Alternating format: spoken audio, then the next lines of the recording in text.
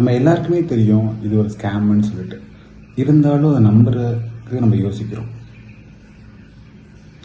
ஒரு 10 வருஷத்துக்கு முன்னாடி ஒரு இன்சிடென்ட் என் லைஃப்பில் நடந்தது.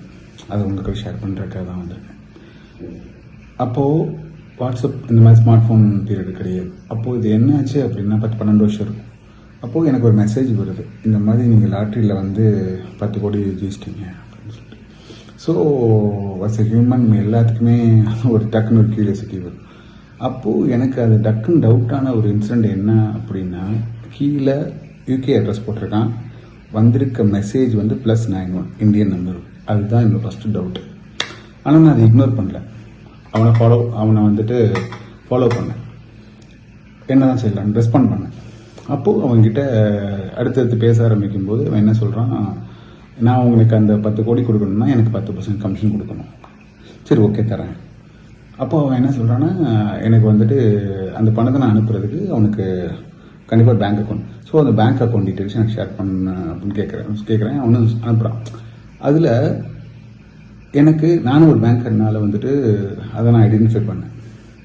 பார்த்த விஷயத்தில் என்னென்னா, எனக்கு வந்திருக்க மெசேஜ் நம்பரும் அந்த ஃபோன் நம்பரும் அவனுக்கு அந்த அக்கௌண்ட்டில் இருக்கிற நம்பரும் டிஃப்ரெண்ட்டாக இருக்குது. First thing.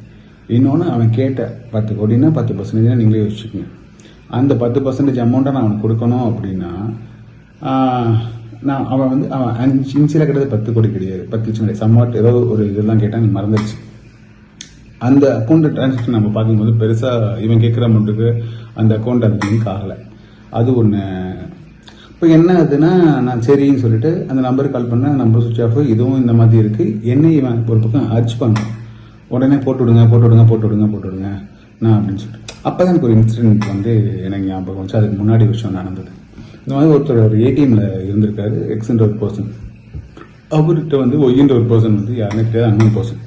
அந்த இடத்துல சார் இந்த மாதிரி ஒரு எமர்ஜென்சி, எனக்கு வந்து அந்த ஒய்ன்ற ஒரு அப்ரோச் பண்ணிவிட்டு, எனக்கு என்னோட ஒரு மெடிக்கல் எமர்ஜென்சி, எனக்கு பேங்க் அக்கௌண்ட் இல்லை, என் ஃப்ரெண்டுகிட்ட வந்து பணம் போட்டு சொல்லியிருக்கேன், நீங்கள் இந்த மாதிரி எனக்கு பணத்தை மட்டும் உங்கள் அக்கௌண்ட் நம்பர் கொடுங்க, நான் வாங்கி கொடுக்குறேன், எனக்கு எடுத்துகிட்டு மட்டும் கொடுங்க.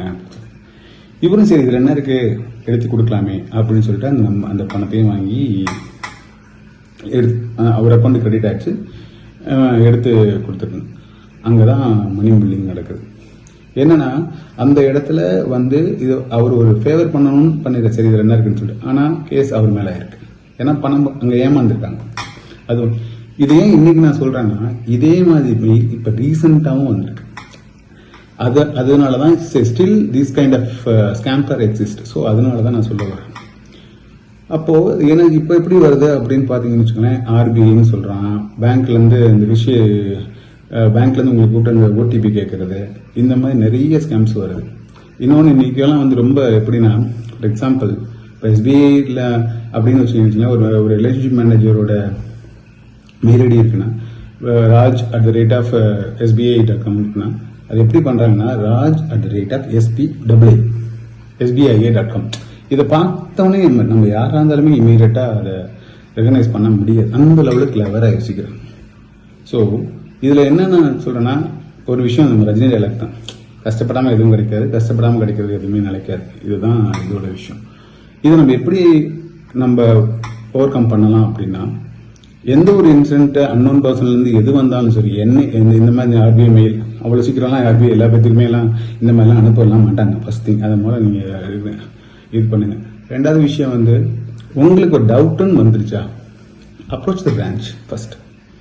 ஏன்னா இன்னைக்கு ரொம்ப கிளவராக இருக்குங்க. ஏமாந்ததுக்கப்புறம் கம்ப்ளைண்ட்ஸு எல்லாம் கொடுத்து எல்லாம் ஓகே ஃபைன் வருவான். ஆனால் எவ்வளோ நாள் கம்ப்ளைண்ட்ஸ் தான் பார்க்க முடியும். சைபர்லேயுமே பார்த்தீங்கன்னா நீங்கள் கம்ப்ளைண்ட் பண்ணிட்டு முடியாது. So self awareness is most important. Be vigilant. Self அவேர்னஸ்க்காக தான் இந்த ஒரு வீடியோ போட்டேன். Be cautious, just share with your friends. If யாருக்கு தேவைப்படணும், எனக்கு தெரிஞ்சு எல்லாருக்குமே தேவைப்படும், ஷேர். தேங்க்யூ.